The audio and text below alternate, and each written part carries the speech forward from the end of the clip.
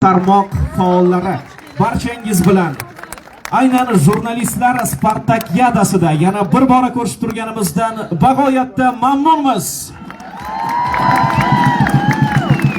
Aziz hamkasblar, barchangizga ma'lum, mana 2 yildan buyon an'anaviy tarzda Toshkent viloyati hokimi Zoir Mirzayev Toirovich tashabbuslari bilan viloyatimiz jurnalistlari, ommaviy axborot vositalari vakillari, shuningdek ijtimoiy tarmoq faollari o'rtasida sport Spartakiadasi o'tkazib kelinmoqda.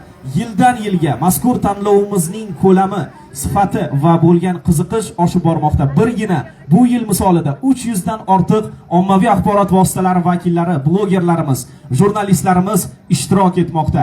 Shu jumlada ular turli sport yo'nalishlarida o'z iqtidorlarini namoyish qilishdi va g'oliblarimiz bir necha soniyalardan so'ng o'qib eshittiriladi. Azizlar, bugungi taqdirlash marosimimizni ochib berish uchun so'z navbatini Toshkent viloyati hokimi Zoir Toirovich Mirzayevga beramiz. Marhamat. Assalomu alaykum, hurmatli tadbir ishtirokchilari, aziz ommaviy axborot vositalari vakillari, jurnalistlar, blogerlar. Albatta bugun juda katta xayrli tadbir o'tkazish bo'yicha taklif bildirildi. Biz albatta qo'llab-quvvatladik. Lekin baribir tan olish kerak, mana shunday hammani bir davraga jamlash hamma ham to'g'ri keladigan narsa emas. Hamma tadbirda ham bunaqa jamlab bo'lmaydi. Lekin sportga befarq bo'lmaganlar, mana shu umuman mamlakatda bugun hurmatli prezidentimiz ommaviy sportni keng jalb qilish orqali sog'lom turmush tarzini targ'ib qilish degan narsasini tagida bugun siz o'zlaring bilmagan holda bir faol targ'ibotchiga aylanganlaring bu ham rost.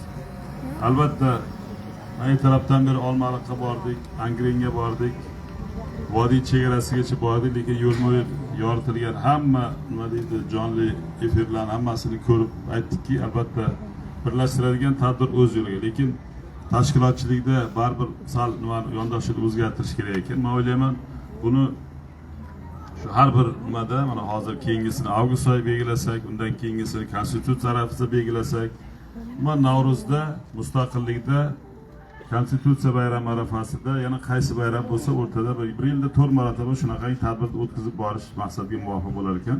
Lekin ikkinchi taraf borki, bu sport turlariga o'tkazish tartibini birgalikda yozib o'rtaga tashlab, tashkiliy qo'mitani sizlarning o'zlaringning ishlaringni shakllantirish menimcha to'g'ri bo'lar ekan. Bu shakllantirish kerak, AOKga topshiriq, Qobulovga topshiriq.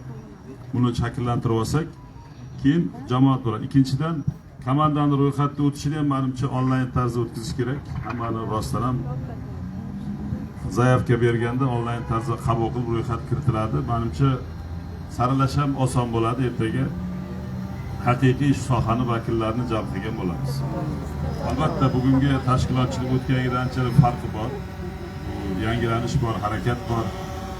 Baribir bitta narsaki, qanaqangi bo'lishidan qat'iy nazar g'alabaga intilish bu yaxshi narsa. Hamma ham ishlagan natija ishini oxiriga yetkazishda, oxiriga g'alaba bilan muvaffaqiyat bilan tugatish harakat qiladi. Men o'ylayman, bugun narsaga erishadi.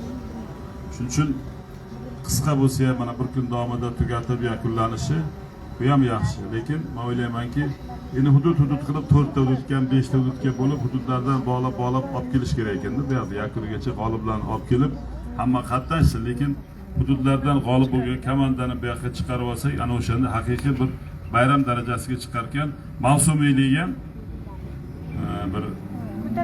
bir oy vaqtimiz mayli, bir oy bo'lmasa 20 kun bo'lsin, lekin bahonada biz shahar va tumanning hokimlarini ham ularni bilgani bildi, bilmagani menimcha hali ham bilgan yo'q. Shuning uchun ularni ham jalb qilamiz, ularga ham e'tibor bo'ladi, ular ham ko'pchilik bilan tanishib oladi. Shuning uchun men uzoq gapirishim yo'q. Rosa charchadlaring, oftob, siz soyaga turmaganmiz. Shuning uchun tezroq tadbirlashni olib, hamma kutgan sovg'ani qo'liga olsa, ertaroq tugatsak, menimcha dam olib, yaxshilab dush qilish, menimcha bugungi g'alabadan ham hozir borib bitta dush qilish menimcha hammaga yoqadigan narsa. Tashakkur bildiramiz. G'oliblari bilan tanishing. Ommaviy axborot vositalari xodimlari, soha faxriylari va ijtimoiy tarmoq faollari o'rtasida o'tkazilgan Spartakiadada ayollar o'rtasida sportning shaxmat turi bo'yicha 3-chi o'rinni qo'lga kiritgani uchun. Demak, diqqat qiling azizlar, hayajonli daqiqalar yaqinlashmoqda. Men bugungi Spartakiadamiz g'oliblarini davramizga taklif etmoqchiman. Shaxmat turi bo'yicha ayollar o'rtasida 3-chi o'rinni qo'lga kiritgani uchun Hamidova Muxtabar, Toshkent tumani.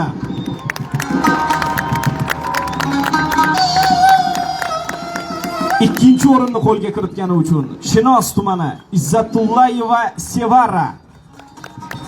Birinchi o'rin sohibasi Yangiyo'l tumani Ilhomova Ahmera. Marhamat, davramizga taklif qilamiz.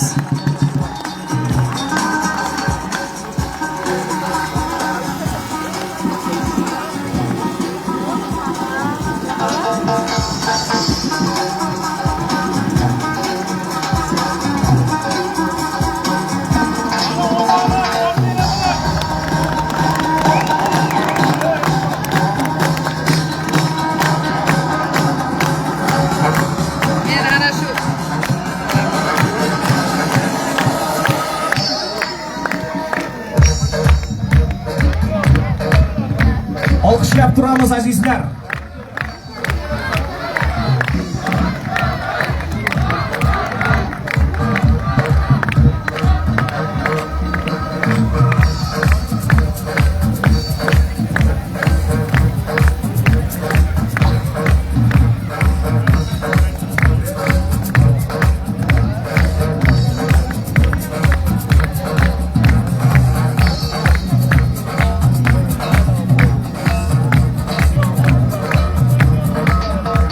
Olqishlaringiz eshitilmayapti azizlar.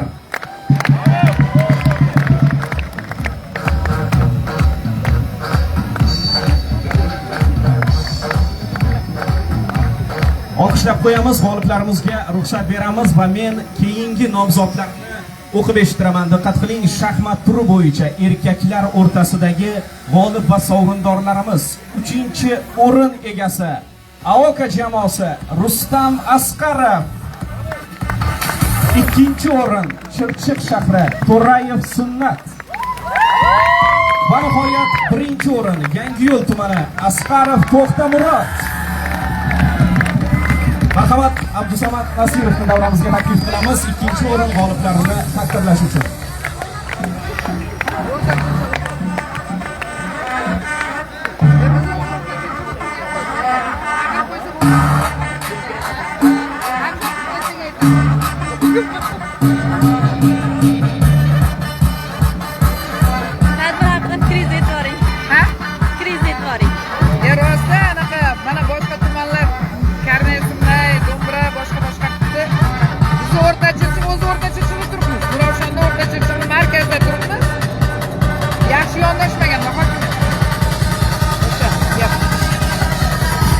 Sovg'alarni qabul qilib olasiz. Marhamat, kitoblarni ham olib kelavering.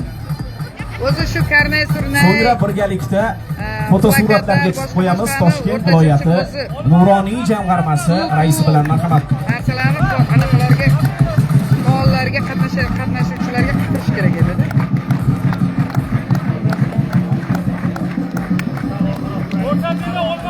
Demak, davom etamiz azizlar.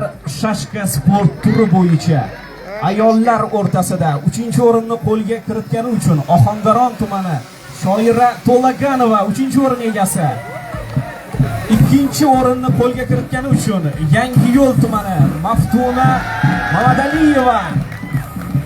Va nihoyat 1-chi o'rinni qo'lga kiritgani uchun Parkent tumani Shahzoda Manazarova.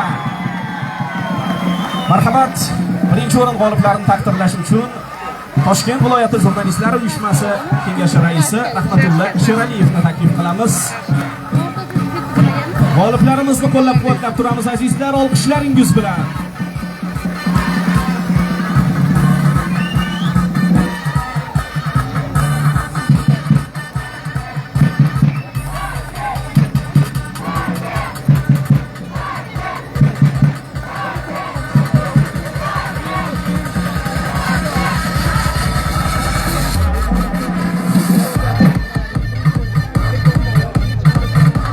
G'oliblik muborak bo'lsin deb qolamiz. Demak, davom etamiz. Shashka sport turi bo'yicha 3-chi o'rinni qo'lga kiritgani uchun erkaklar o'rtasida Parkent tumani Sultonov Hamidullo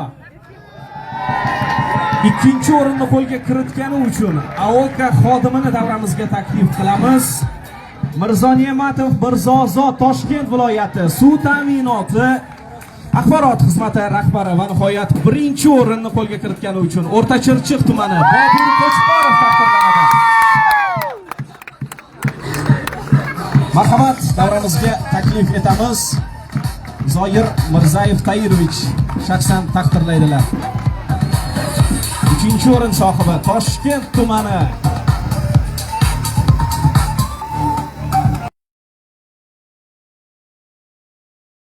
turmang. Bu yerdan turib olsa ham bo'ladi. Bu tagiga tiqilmasdan. Efir qilyapti shular. Axborot xizmati ham emas, boshqasi ham emas. Yurishtirsa bo'ladi. Demak, davom etamiz azizlar. Stol tennisi bo'yicha musobaqalarda 3-o'rinni qo'lga kiritgani uchun Chirchiq shahri ayollar o'rtasida Malika Ruhiddinova 2-o'rinni qo'lga kiritgani uchun Parkent tumani Muxlisa Turanboyeva va nihoyat 1-o'rin sohibasi O'rta Chirchiq tumani Feruza Madrasulova marhamat. Stol tennisi chempionlarini taqdirlash uchun marhamat viloyat hokimimizni yana bir bor davramizga taklif etamiz.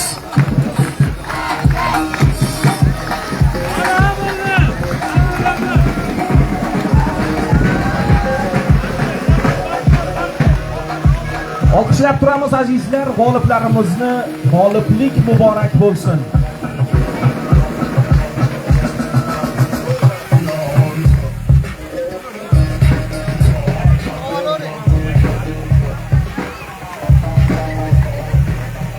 Birgalikda fotosuratlarga tushib qo'yamiz. O'ylaymanki, aynan bu surat sizning albomingizdagi ajoyib fotosurat bo'lib qoladi. Demak, davom etamiz azizlar. Aynan stol tennis bo'yicha erkaklar o'rtasida o'tkazilgan musobaqada faxrli 3-o'rinni qo'lga kiritgani uchun AOKA jamoasi Alisher Shermatov taqdirlanadi marhamat. 2-o'rin Ohangaron tumani Zuhriddin Isaborov. Marhamat, aynan stol tennis bo'yicha 1-o'rin sohibi Parkent tumani Miron Ilyashev marhamat. Mazkur g'oliblarimizni taqdirlash uchun davramizga Sayyora Fayziyeva Mavlanovani taklif qilamiz marhamat. Toshkent viloyati kasaba uyushmasi qo'mitasi raisi. Tabriklaymiz.